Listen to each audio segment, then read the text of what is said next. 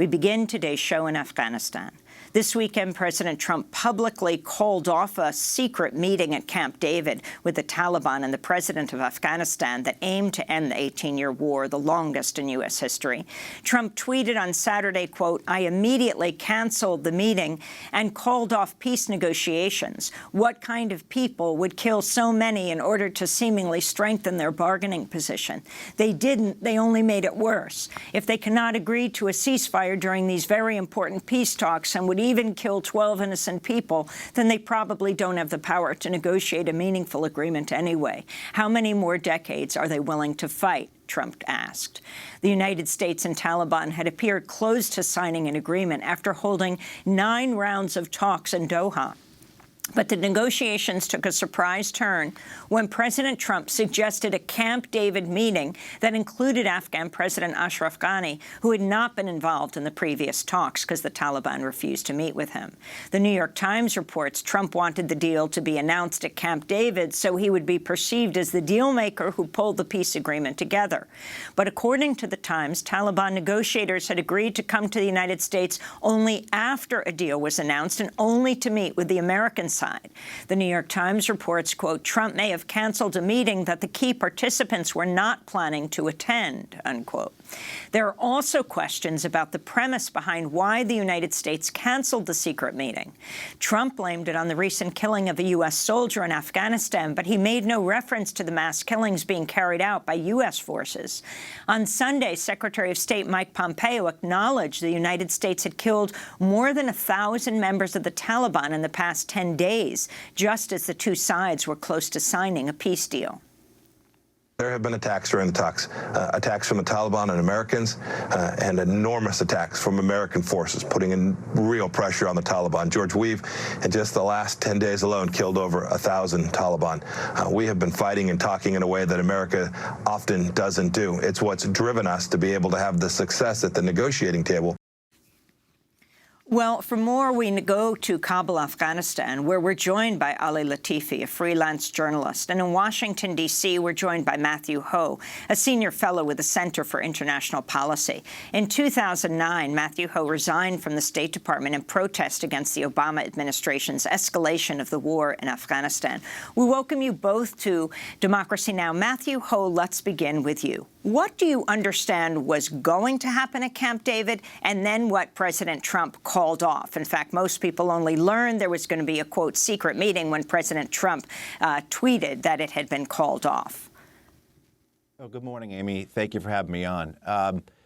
Yeah, you know, it's difficult to wrap your head around what's happening, that this is the reality of U.S. politics, and then its effect on the Afghan war. And it should be noted that the Afghan war for the Afghans isn't 18 years old. It's more than 40 years old. It begins in 1973 when the king was deposed, the same year I was born. So if I was an Afghan, my whole life I would know nothing but war or, at best, political conflict. So what you have now is you have the situation where it appeared that the peace talks, the peace agreement, the deal to bring U.S. forces out of Afghanistan in exchange for some limited ceasefire within the country was predicated on Donald Trump's desire to live up to his campaign promise to end the war and to show that he's a better commander-in-chief, a better war maker than, say, Bush and Obama. But the reality is this is the most malleable president the United States has ever known. And because of what he's seen on Fox News or what he's read on Twitter, he now cancels these talks. He now cancels the agreement because he's upset, because people are saying he's weak. And so for me, you know, the whole idea of the showmanship of having it at Camp David and everything else, that's secondary to what's happening to the Afghan people. And what we're going to see now, because of a temper tantrum by the president, over what some Fox News talking heads said, or what some retired generals said, or what he read on Twitter, the Afghan people go back to basically the beginning process again, possibly, of some type of peace deal. And it's been more than 40 years of suffering for them. Ali Latifi, what is the understanding in Kabul, Afghanistan, about what was going to take place?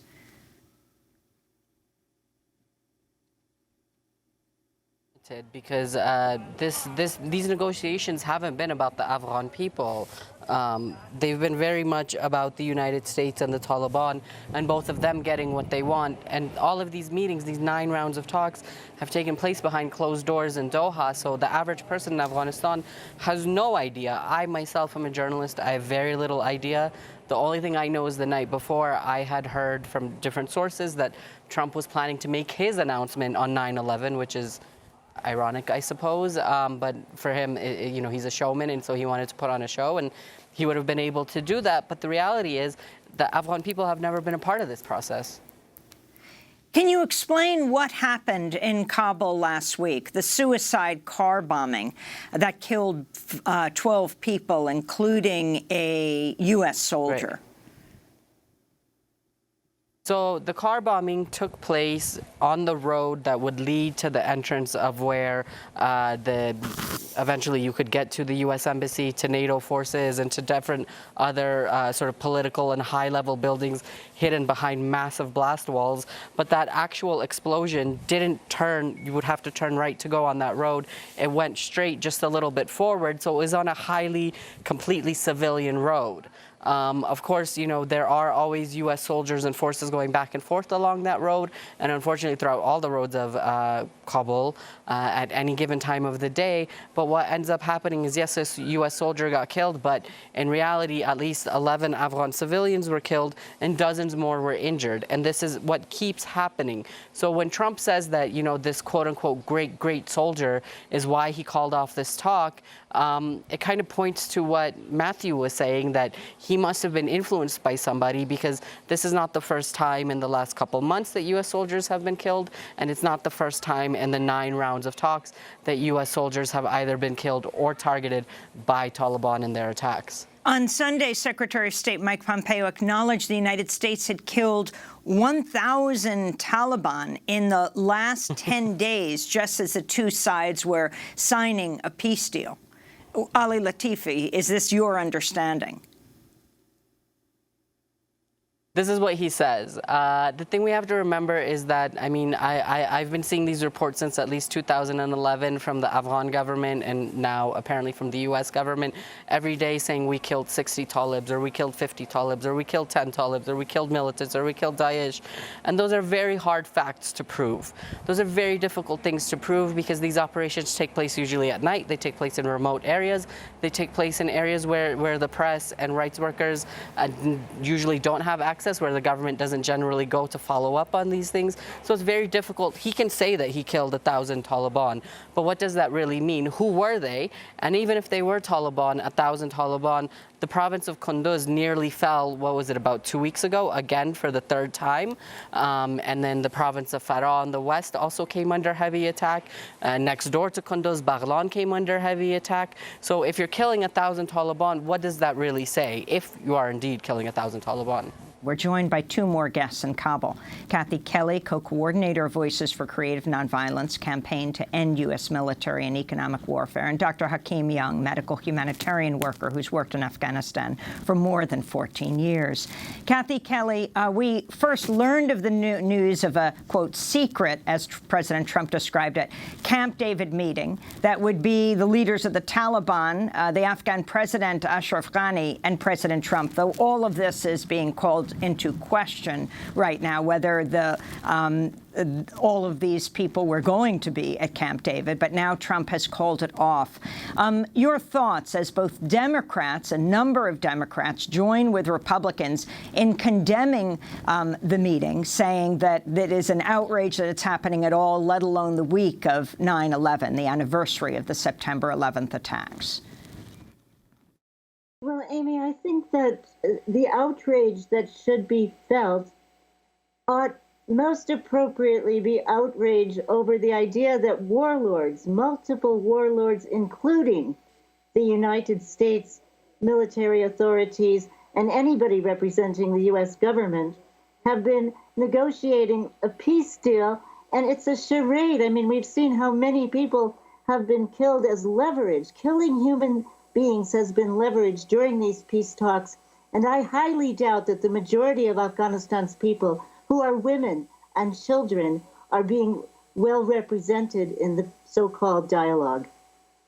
Can you explain what you understand, Kathy Kelly, these peace talks have been about that have taken place in Doha?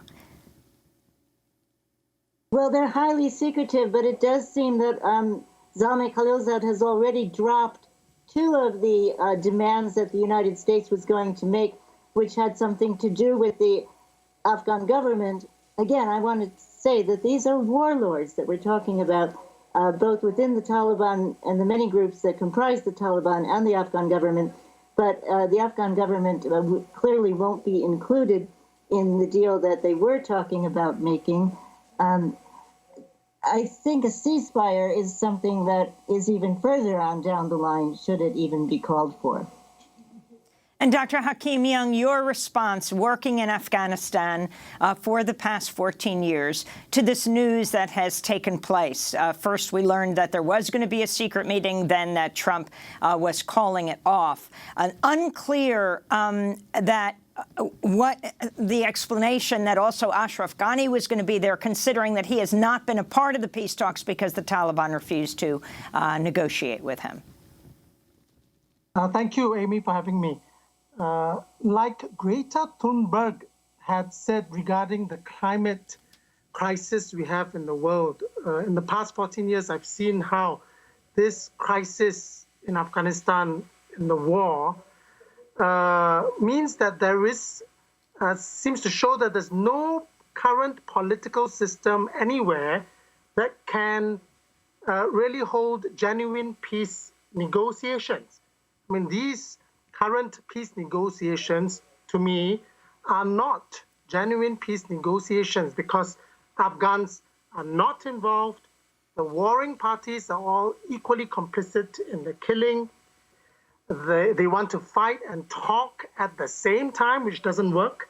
And the Taliban in Doha are not representative of either the Afghan people or even of the Taliban. Ali Latifi in Kabul as well.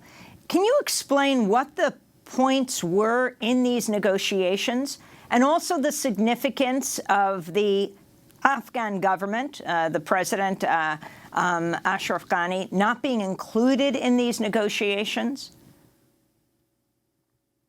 Well, I think the significance of President Ghani not being included is it's great. It's huge because at the end of the day, you know, he is the representation of the Afghan people on a political sense. He is the president of the country. I remember in an interview earlier this year, he said of Zalmay Khalilzad, who grew up with him in Kabul, who went to Beirut with him to study. He said, Dr. Khalilzad is an American, and I'm the president of 32 million Afghan people. And yet he's not included, but Zalmay Khalilzad, who worked for Bush, who was his ambassador to Afghanistan and to Iraq during the occupation of Iraq, is there. And then the only Afghans present are the Taliban. So this is a big, huge deal. As to what's being negotiated, we keep hearing 2 points. 2 points that only serve the interests of Washington and the Taliban. Washington's interest is this claim that the Taliban can no longer house or support quote-unquote foreign terrorist groups, including Al-Qaeda, which it hasn't been able to do in 18 years, which it won't be able to do, and which it genuinely has no interest in, as far as you can tell. I mean, even when they claim to target U.S. soldiers and U.S. forces, what ends up happening is that it's the Afghan people who continue to die. They're saying they're fighting an occupation, but they're continuing to kill our own people. And then for the Taliban, they're getting what they want in the sense that the U.S. is going to agree to some kind of a troop pullout. And that's really all we know. Everything else is done behind closed doors. Everything else is secretive. We know that the president got a copy of the agreement in principle signed between Khalilzad and the Taliban, which had to be approved by Trump. And he had questions about the wording and about the specifics. We know that his chief executive got a copy of it. But other than that, the average Afghan has no idea what would have been in that any sort of document or agreement. Matthew Ho in Washington, D.C. You worked in the State Department in Afghanistan. 10 years ago, you resigned. You're now with the Center for International Policy. Can you talk about what you think the mistakes of the Obama and then Trump administration have been, what you understand is being negotiated, how can it be negotiated without the Afghan president to be successful?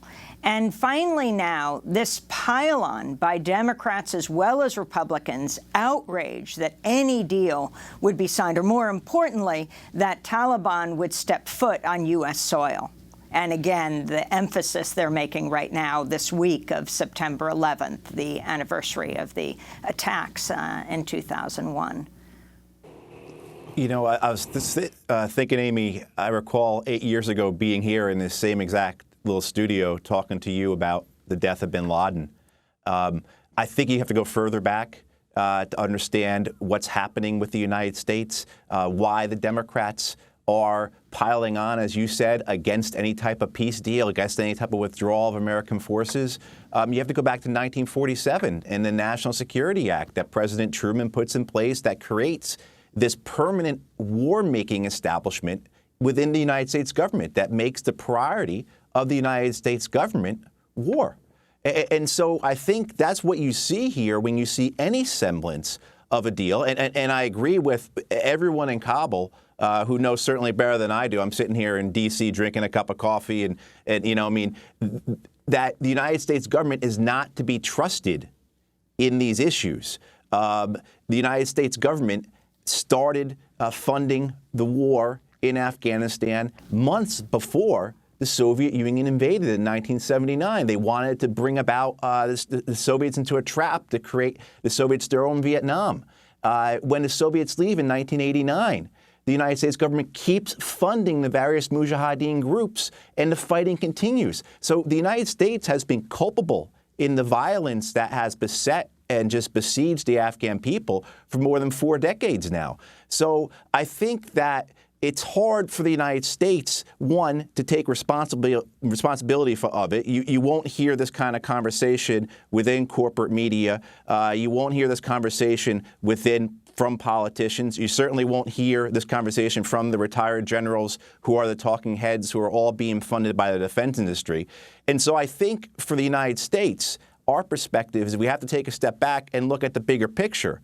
I mean, since 9/11, we don't even know how many places we have sent young people to kill other people and be killed themselves. The estimates are between 15 and 22 countries the United States has waged war in since 2001.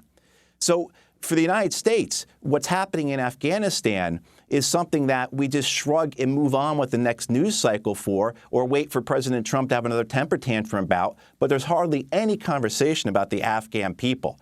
And so just to wrap up my little piece here, the points being made in Kabul are exact and correct, that the United States has been a belligerent, the United States is not to be trusted, and what I would hope for the Afghan people in the next presidential elections, hopefully in the next month or so, that the victor in that contest proceeds without the United States, without foreign powers, and tries to find a solution for the Afghan people, because the only solution for this war is going to come from the Afghan people themselves. Ali Latifi, before we lose you, lose the satellite in Kabul, you're a freelance journalist. What are the conditions on the ground right now? And you're in Kabul. And who are the Taliban leaders who supposedly were going to go to Camp David? And do you understand all the talks are being derailed altogether? And do people in Afghanistan even understand talks were underway, and who are the parties to these talks? Everyone knows that talks were underway. They had some who, was party to these talks. Essentially, the parties still come down to the idea that it's the United States and the Taliban. And one thing we have to remember is that, in general, the feeling was that this was going to be a bad deal. That this was not a deal for the Afghan people in any way. Obviously, the way Trump went about it, the way Democrats and Republicans are arguing about it is very detached from reality. But the reality on the ground is that most people felt like this would have been a bad deal anyways. Obviously, a deal needs to be made, but the question is always, how is a deal being made? who is being involved and what is being discussed. And as long as these deals are being made in foreign capitals behind closed doors without, I say even if the Afghan government gets involved, it's still not enough. You still need, there's 32 million people that will suffer the consequences or see the benefits of whatever agreement is made. So you still need to make sure that there are young people involved, that there are women involved, that there are different ethnicities involved, that there are different religious sects involved, that everybody has some kind of a say in these negotiations. These kinds of negotiations need to happen because it's become very clear that this war won't be won on the battlefield, but they need to happen in a proper way, right? They need to happen correctly. Right now, there are a lot of supporters of the president and this government very happy that this deal went down in flames because it ensures that an election will happen, which they feel like they'll win. But it hinges on this assumption that this war can be won on the battlefield, which, again, we've proven time and time again, unfortunately, is not true. A deal has to be made, but it can't be just any deal as well. Kathy Kelly, you are a longtime peace activist on the ground. You have gone to Afghanistan countless times where you are right now. What is the understanding of peace activists on the ground? What are they calling for? And also, in the last days, the reports we had, the New York Times reporting the White House was seriously considering expanding the CIA's presence in Afghanistan if and when international forces begin to leave the country, U.S. forces.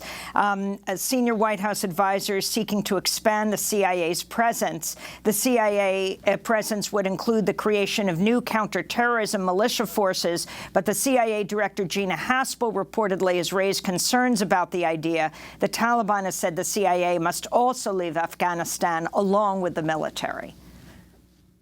Well, and we might add also that since President Trump took office, there's been a 65% increase in private security contractors in Afghanistan being paid by the United States. There's a lot of skepticism on the part of young peace activists whom I know. They don't any longer expect that negotiators are going to help them have a more secure future. They tell us about others in their classes who can't possibly find jobs, and so for the sake of an income, enlist in one militia or another. And they now even begin to wonder themselves if their own fellow students will begin to urge taking up weapons. But I've been impressed by the commitment to try to solve problems without resorting to war on the part of people who are living in a war-torn area and have been deeply traumatized by events of the past year. So many of them have their own friends now only as memories. The loss of life has been staggering. So I don't think that the United States is showing much concern for people on the verge of civil war because of the possible consequences of the deal making. You know, the United States in 2018 sent 123 million bullets to Afghanistan, and that was an 8-fold rise over the number of bullets sent in 2017. And what does that say about a concern to preserve life and help people survive these times? And finally, Dr. Hakim Young, explain why you came to Afghanistan 14 years ago as a medical humanitarian worker, and what you think this all means. Will this derail all talks, or will it simply be that people don't come to the Taliban don't come to the United States, but the talks continue in Doha or other places? Thank you. I came to Afghanistan for the purpose of trying to help in the medical health services. As we know, the medical humanitarian situation in Afghanistan has always been a challenging one, a crisis.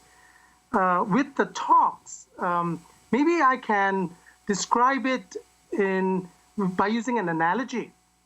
We have 32 million ordinary Afghans here in this country. The United States has a population of about 320 million ordinary Americans. If the United States had a militant religiously motivated group within the United States that are killing Americans. And the United States government asked the UK government to help them fight these militants. What the peace deals today are like would be like the UK government now inviting the militant, religiously motivated militants in the US to London to talk about making a peace deal over 320 million ordinary Americans. So it's preposterous, it's theater, it is a show, it is what Afghans say is a game. So I think that such nature of peace deals should really be suspended for genuine peace negotiations. We're going to leave it there for now, but of course we will continue. Were you just saying something, Kathy? No, thanks, Amy. Thanks very much for including us. Dr. Hakeem Young, medical humanitarian worker who's worked in Afghanistan for more than 14 years. Matthew Hohen, Washington, D.C., senior fellow for the Center for International Policy, resigned 10 years ago in protest of the Obama administration's escalation of the war in Afghanistan. Ali Latifi in Kabul, Afghanistan, freelance journalist. And Kathy Kelly, also there in the capital of Afghanistan, co-coordinator of Voices for Creative Nonviolence, a campaign to end U.S. military and economic warfare. Coming up, as the death toll from Hurricane Dorian continues to rise in the Bahamas, we look at how major TV networks ignored the connection between the deadly storm and climate change. But first, we'll go to Tennessee, where an ICE agent shot an undocumented immigrant in a Tennessee parking lot. Stay with us.